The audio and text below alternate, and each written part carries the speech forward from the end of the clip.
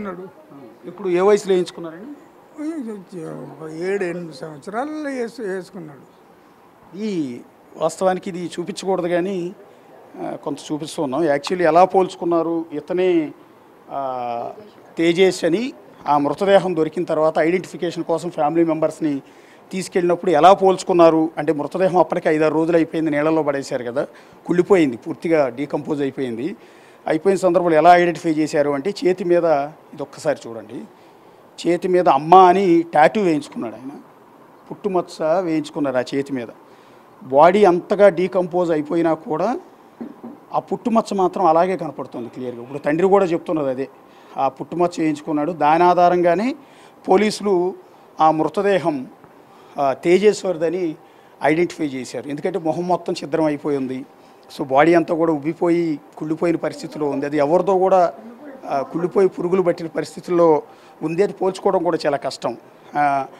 అంటే వీళ్ళు కూడా అనుకుని ఉంటారు బహుశా డెడ్ బాడీని పోలీసులు చూపించినప్పుడు అది మావాడిది అయ్యి ఉండకూడదు, మావాడు ఎక్కడో సేఫ్గానే ఉండొచ్చు అని వీళ్ళు ఎక్స్పెక్ట్ చేసి ఉండొచ్చు. కానీ చివరికి ఎప్పుడైతే ఈ చేతి మీద పుట్టుమచ్చ టాటూ ఉందో, పచ్చబొట్టు వేయించుకున్నారు అమ్మ అని, సో దాన్ని బట్టి అది తేజేశ్వర్ బాడీ అని ఐడెంటిఫై చేశారు.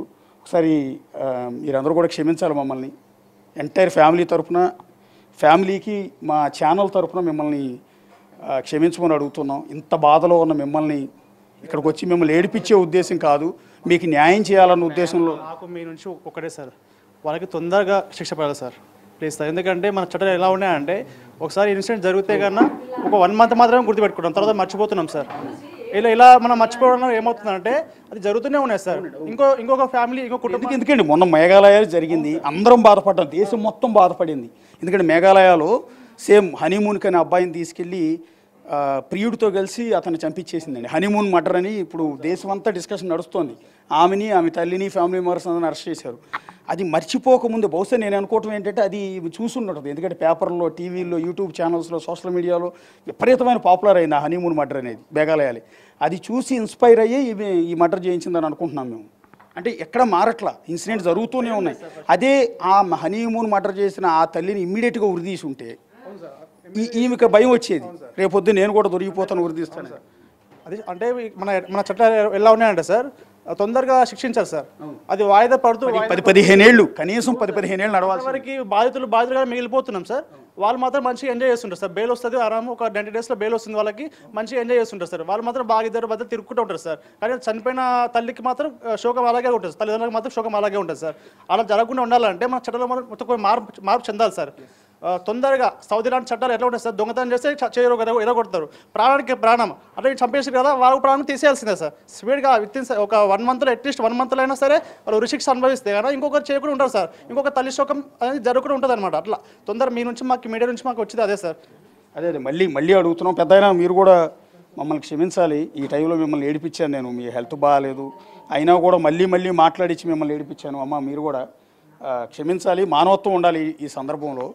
అంటే ఛానల్స్ టీఆర్పీల కోసమో, సంచలనం కోసమో, వ్యూయర్షిప్ కోసమో కాదు, ఇక్కడ ఒక మానవత్వంతో చేసాం. నాకు కూడా లైవ్ చేస్తుంటే కళ్ళంట నీళ్ళు వచ్చే పరిస్థితి ఉంది. ఎందుకంటే ఆ హృదయ వేదన, ఏ తప్పు చేయకుండా, ఏమైనా తప్పు పాపం చేసి అన్యాయం చేసిన వాళ్ళని చంపితే తప్పు లేదు, పెద్దగా బాధపడం మనం. లేదా అదే తేజేశ్వరి ఏదైనా జబ్బు చేసి చనిపోయి ఉంటే, ఏ గుండెపోటుతోనో, ఏ యాక్సిడెంట్ అయ్యో, లేదా ఇంకా ఏదైనా జబ్బుతో చచ్చిపోయి ఉన్నా వీళ్ళు ఇంత ఫీల్ అవ్వరు. ఎందుకంటే దేవుడు ఇచ్చాడు, ఆయుష్ను సగంలోనే ముగించి తీసుకెళ్ళిపోయాడని కొన్నాళ్ళు ఏడ్చేవాళ్ళు, బాధపడేవాళ్ళు, ఫోటో ఒకటి దండేసి ఇంట్లో పెట్టుకుంటూ అప్పుడప్పుడు చూసుకుంటూ బాధపడేవాళ్ళు.